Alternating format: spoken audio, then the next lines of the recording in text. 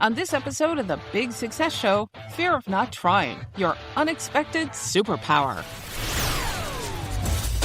Big Success with the Professor and Mary-Lynn. Fear. It's that heavy feeling that makes us want to pull back and stay where it's safe. You know the kind we're talking about. Fear of failure, fear of judgment, fear of looking foolish, and the fear of success, which we talked about last time in episode 1196. So let's flip the script. Fear isn't always the enemy. It's because there's another kind of fear. A better kind, a stronger kind. It's the fear of getting to the end of your life and asking, what if I had tried? What if I had only tried?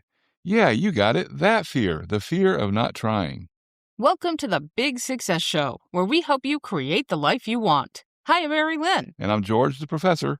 Now, the fear of not trying isn't your usual fear. This fear is rocket fuel for your journey to big success. And if you learn how to use it, it will propel you toward the life you were meant to live.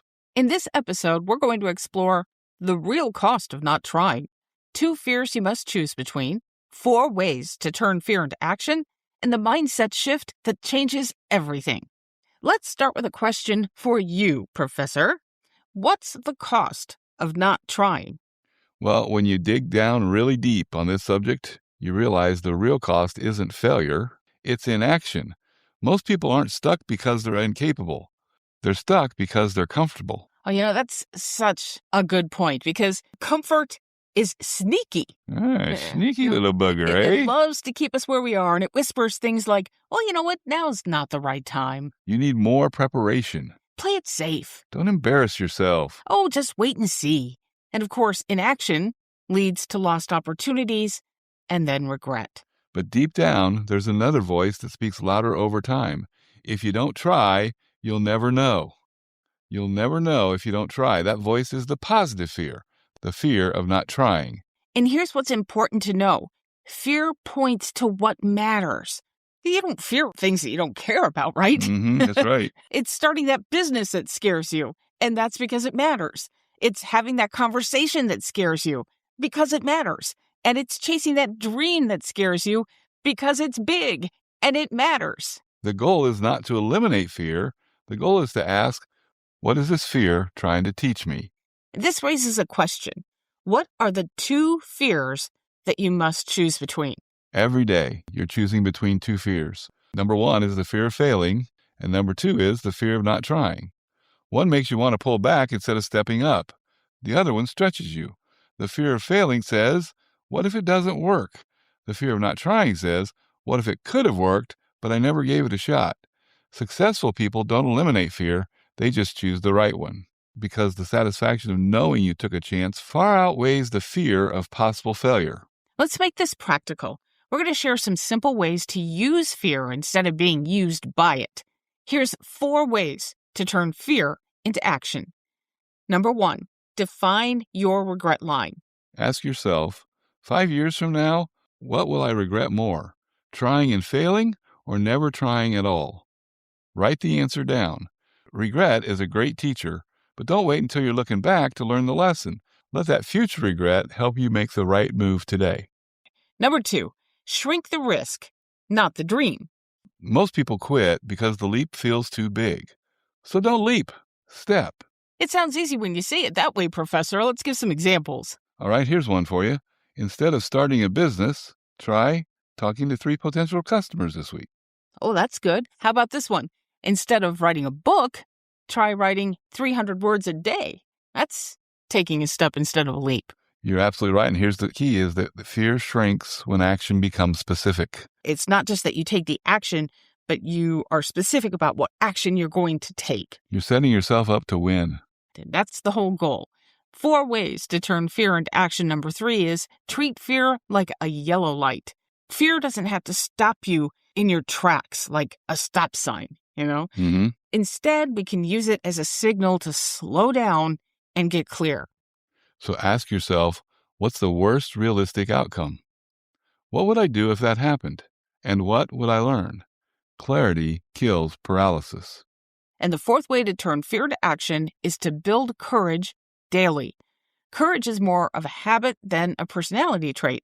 So if you want it to be there when it counts, You have to practice using it every day. So, for example, have one uncomfortable conversation, or take one visible action, or make one small commitment that stretches you. Momentum beats motivation. Let's get personal for a moment. Imagine yourself 20 years from now. You're looking back. What story do you want to tell? Do you want to be able to say, I played it safe? Or would you rather say, I gave it everything I had? The pain of failure is temporary. It's the pain of regret that lingers. I think, Professor, when you really get down to it, the fear of not trying is actually love. Love? Yeah, it's love in disguise. Love for your potential, love for your calling, and love for the life that you can build. Well, that's a fear that's worth listening to. And that brings us to the professor's big assignment for this episode. So tonight, set a timer for 20 minutes. 20. Answer these 3 questions in writing. What dream have I delayed because of fear? What dream have I delayed because of fear? What specifically am I afraid will happen? What specifically am I afraid will happen? And then the third question, what small action can I take in the next 7 days? Then schedule that action, not someday. This week. Fear fades when action begins. And you're taking action.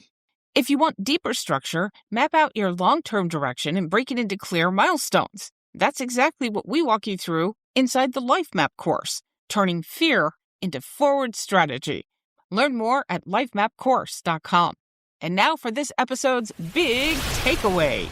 You don't need to be fearless. You need to fear the right thing. Fear the unused talent.